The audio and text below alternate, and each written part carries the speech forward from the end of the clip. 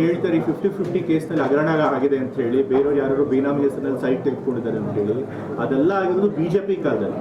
ನಮ್ಮ ಸರ್ಕಾರ ಒಂದು ವರ್ಷದ ಕಾಲದಲ್ಲಿ ಆಗಿರೋದು. ಅದಕ್ಕಿಂತ ಇದಕ್ಕೂ ಅದಕ್ಕೂ ವರ್ಷಗಳ ಕಾಲ ಸಂಬಂಧ ಇಲ್ಲ. ಸರ್ಕಾರದಲ್ಲಿ ಆಗಿರುವಂತ ಹಗರಣ ಇದು ಒಂದು ವ್ಯವಸ್ಥಿತವಾದಂಥ ಪಿತೂರಿ. ಅವರೇ ನೇಮಿಸಿದಂತ ಅಧ್ಯಕ್ಷರು, ಅವರೇ ನೇಮಿಸಿದಂತಹ ಕಮಿಷನರ್ ಇದ್ದಂತ ಟೈಮ್ ನಲ್ಲಿ ಮೂಡಾದಲ್ಲಿ ಆಗಿರುವಂತಹ ಹಗರಣ. ಸೊ ಹಾಗಾಗಿ ಏನಾದ್ರು ಈ ಹಗರಣಕ್ಕೆ ಏನಾದ್ರು ಹೊಣೆ ಯಾರಾದ್ರೂ ಹೊರಬೇಕು ಅಂತಂದ್ರೆ ಅದು ಬಿಜೆಪಿ ಸರ್ಕಾರ ಹೊರಬೇಕು. ಸಿದ್ದರಾಮಯ್ಯನ ರೋಲು ಅಂತ ಏನು ಕಂಡಿಡಿಯಕ್ಕೆ ಯಾರಿಂದೂ ಆಗಿಲ್ಲ, ಯಾಕೆಂದ್ರೆ ರೋಲೇ ಇಲ್ಲ. ಹೀಗಾಗಿ ಹೇಗಾದರೂ ಮಾಡಿ directly or indirectly to influence the court ಈ ಪ್ರಯತ್ನಗಳು ಇರ್ಬೋದು. ಈ ಥರ ಪಿತೂರಿಗಳು ನಡೀತಾ ಇದ್ದಾವೆ. ಇದಕ್ಕೆ ಮಾನ್ಯತೆ ಸಿಗುತ್ತೆ ಅಂತ, ಯಾಕಂದರೆ ಫ್ಯಾಕ್ಟೇ ಇಲ್ಲ, ಅದರಲ್ಲಿರೋ ಪಾತ್ರನೇ ಇಲ್ಲ, ಅದಕ್ಕೂ ಇದಕ್ಕೂ ಸಂಬಂಧವೂ ಇಲ್ಲ.